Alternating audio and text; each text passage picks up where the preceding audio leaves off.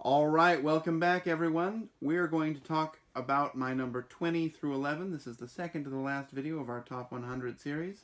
And to start us off today, we have Clank, a deck building adventure. Now, I said a video or two ago that Aeon's End was deck building at its best. This game is also deck building at its best. In this game, you are an adventurer and you're going into a castle, or a pirate ship, or even a spaceship, and you're trying to find some treasure and get out with your life.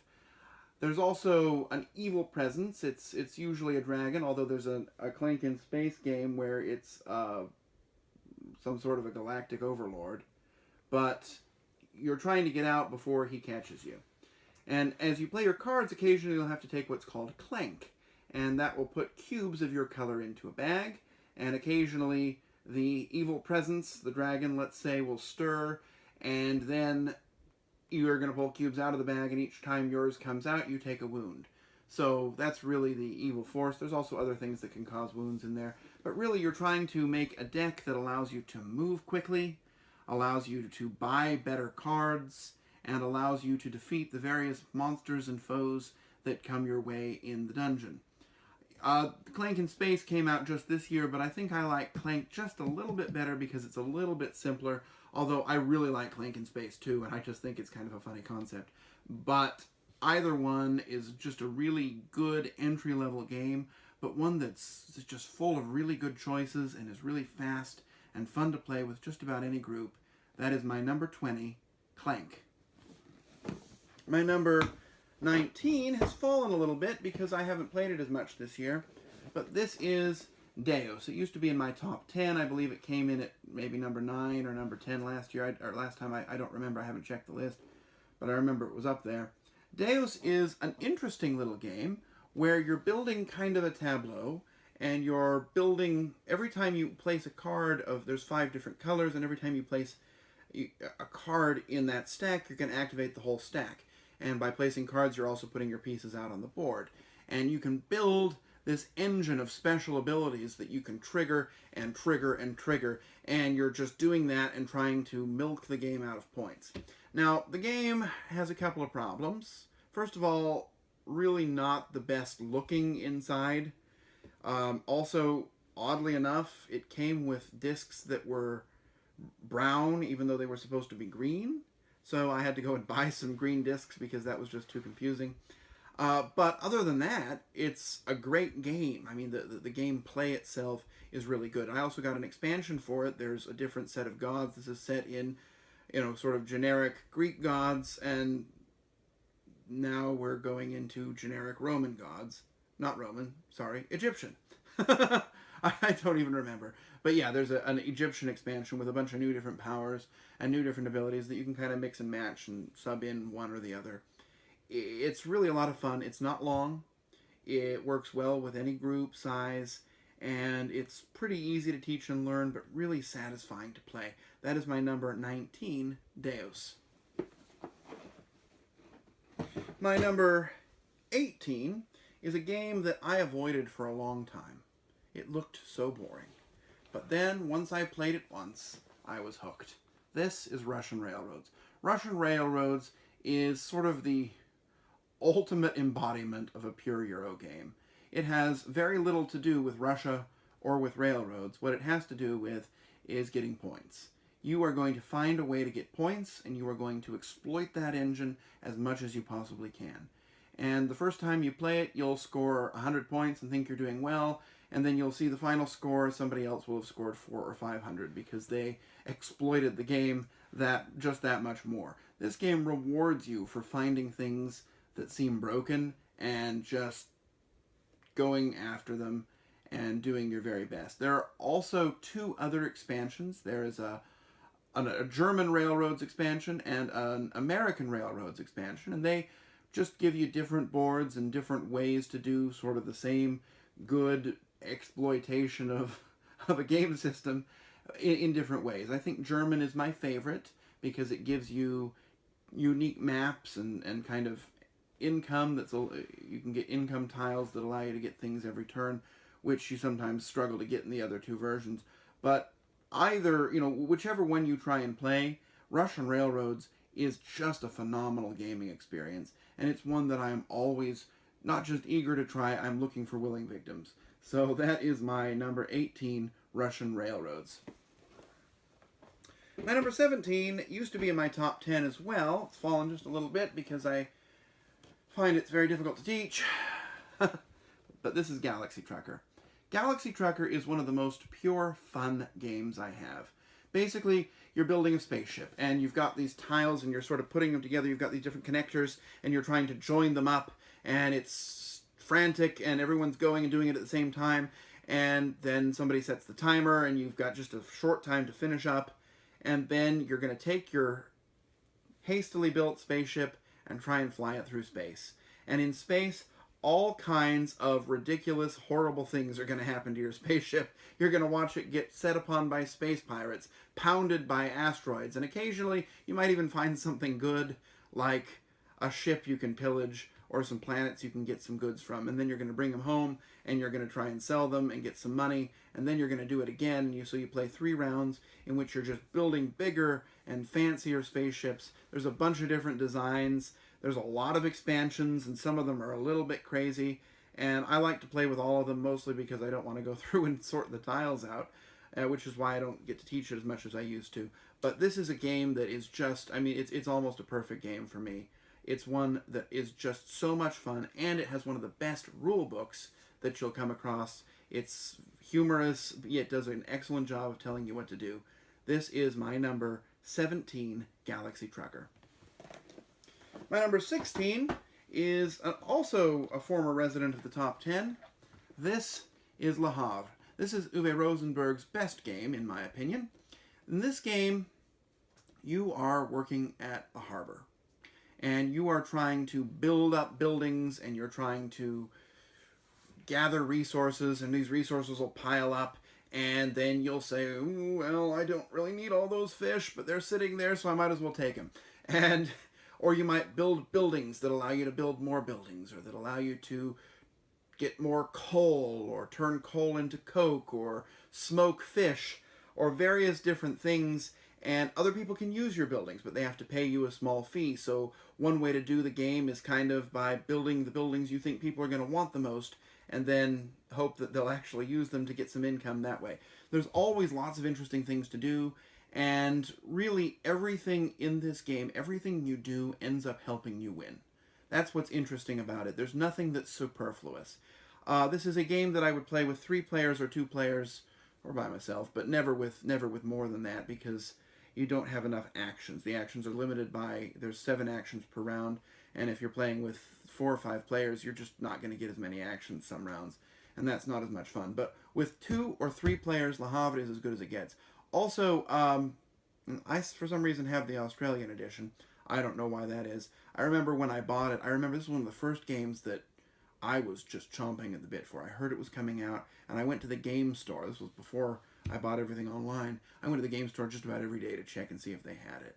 And once I got it, I found it was just fantastic. I took it to Hungary with me, and we also played it. I introduced it to the same crowd that I used to play Agricola with. This is a game that I will always play. I love Lahav. It is my number 16. There we go. My number 15, it just missed the top 100 last year. In fact, it came to me just after I'd already made my list, but it probably would have been about this spot last year as well. This is Orleans. In this game, you are building a pool of workers, and you put them in a bag and you draw them out. It's almost like a deck builder, except it's tokens out of a bag. And you're using these workers to perform different actions. You've got this board, and it has a bunch of different actions on it with different colored workers. Like, for example, you might need a black worker, a white worker, and a blue worker to be able to get a knight who's red, and the knight gives you, of course, a special ability.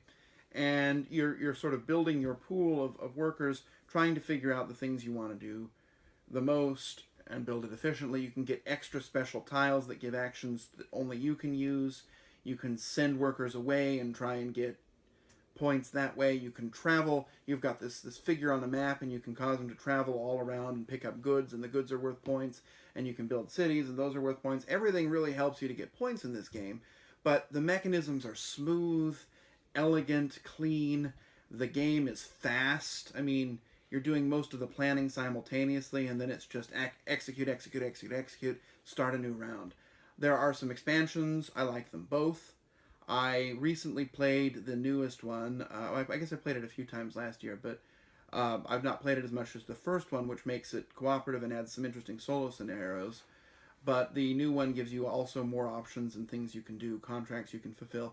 Both are pretty much, they're definitely worth your time. But even just by itself, the base game of Orleans is a fantastic game. My number 15.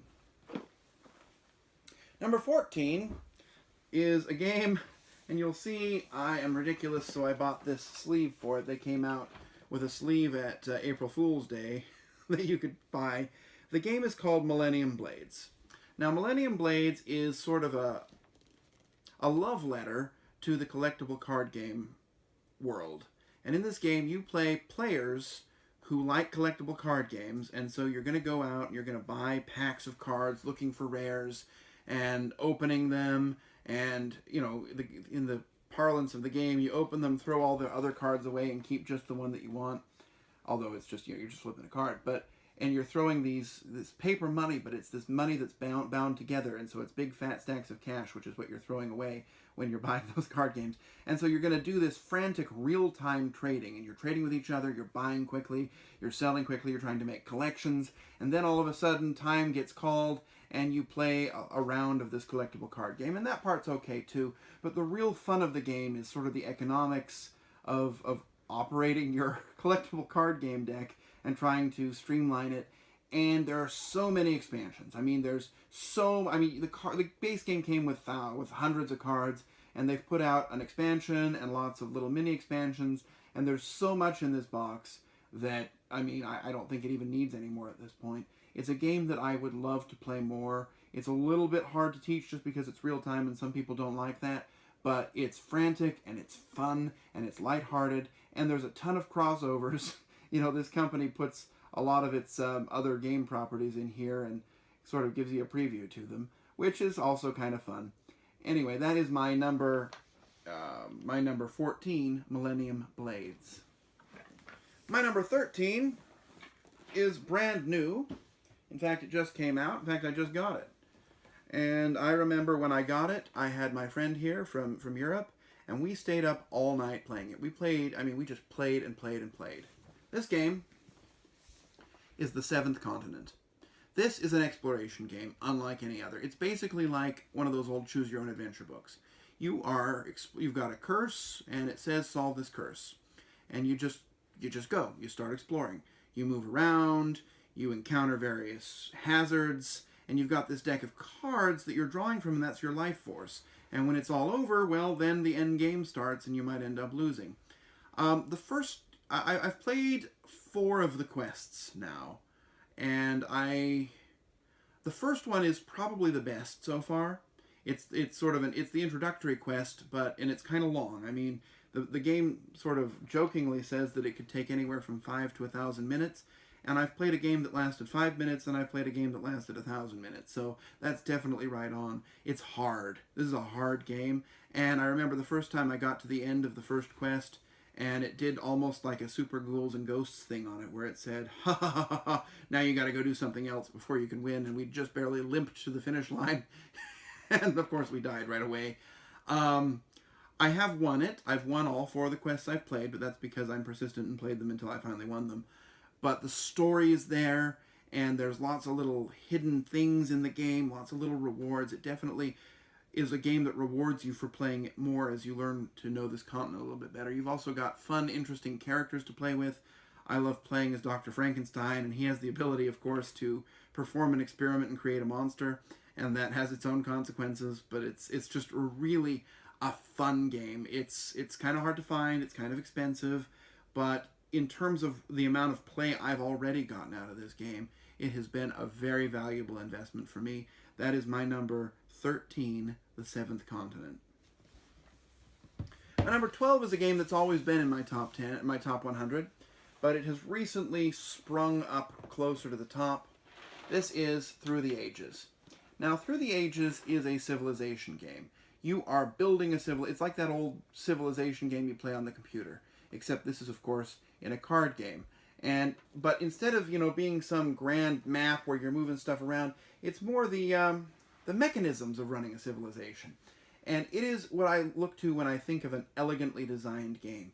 You've got this machine that you're building, and everything works together. And as you get more resources, you've got more corruption. As you get more people, you have to feed them more. And you can build wonders, you can hire different leaders, you can build buildings that give you a lot of science and technology, buildings that give you a lot of points, but don't give you much of anything else. You got to keep your people happy. There's just a lot to do.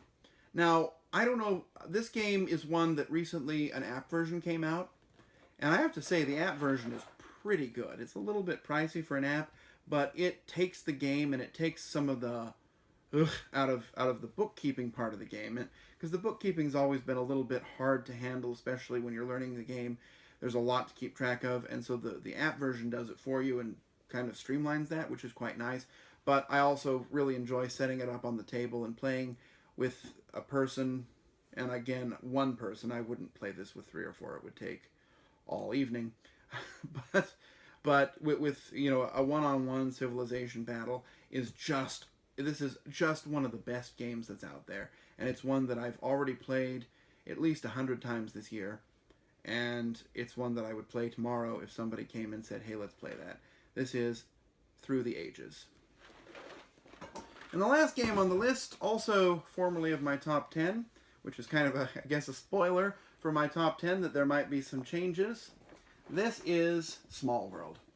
Now, Small World is a game I remember when I bought it, because I bought it for only one reason. I don't know if you can see this, but it says here it's a world of laughter after all, and there's an S in front of the laughter making it into slaughter. And I just found that to be so creative that I said, I'm buying that game. I don't know anything about it. Sight unseen, I'm going to play it. And I played it, and I loved it. I mean, this was love at first sight, first play, I guess. This is the game that Risk kind of wants to be. It's like Risk without the dice rolling, I guess. Maybe is the best way to think of it. You've got a bunch of different fantasy races, and they've all got special abilities, and you're always, you get this unique combination of a race and an extra special power. But really, it's an area control game. You're trying to spread out and conquer the territories. There's very little luck involved. It's very much making a plan and sticking to it. There have been a lot of expansions. In fact, you can't see it, and I'm not going to hold it up because it weighs like 50 pounds, but I have over here this collector's edition version. You might have seen it a couple videos ago when we talked of Codex, because it's sitting right on top.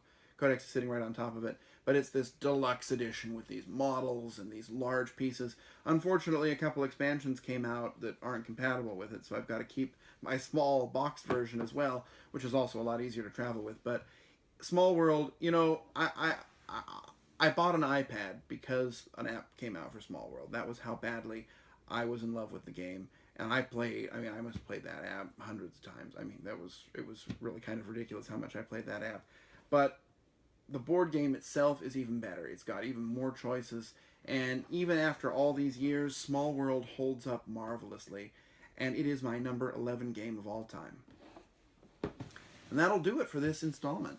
We have only one video left in which we're going to talk about my very favorite games.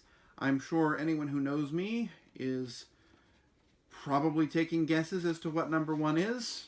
Not going to comment on that yet, but I've got the list right here and I'm ready to get talking about them. So let's end this one and move into the top 10 list. Thanks.